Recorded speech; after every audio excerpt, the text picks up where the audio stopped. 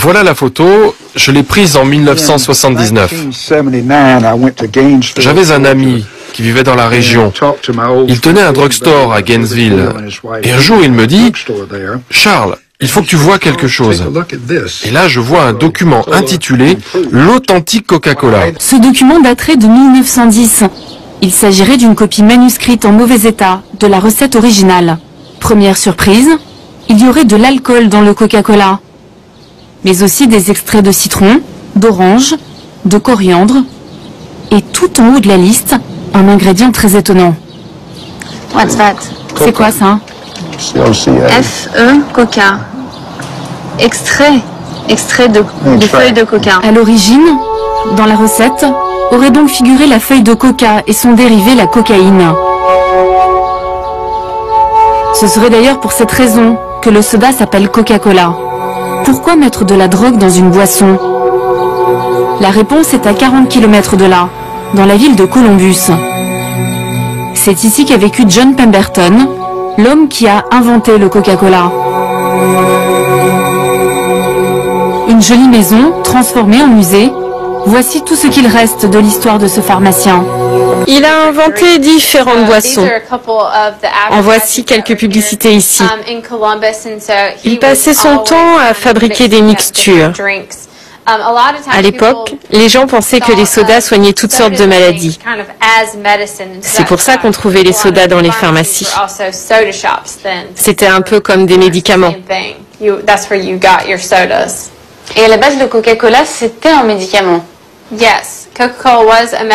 Oui, Coca-Cola était un médicament et il contenait de la cocaïne au début. C'était censé vous soigner pour toutes sortes de douleurs, que ce soit à la tête, au ventre, toutes sortes de maladies en fait.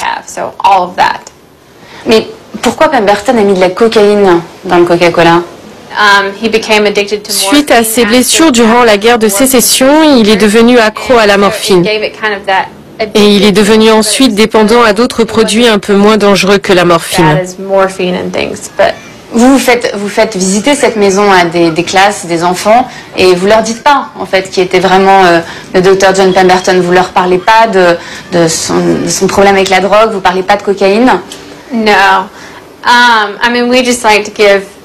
Non, on donne juste aux enfants des informations basiques sur Coca. On ne leur parle pas de la cocaïne. On préfère leur donner une image plus idéalisée de la cocaïne. Enfin, pardon, du Coca. Ces ouvriers fabriquent le soda pour des millions d'Américains. Ils ne connaissent pas la recette, ils mélangent seulement le sirop de cola avec de l'eau, avant de le mettre en bouteille. On reçoit le sirop dans des gros barils.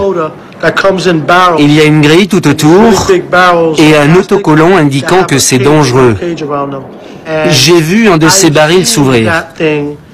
Le produit a littéralement bouffé la peinture au sol.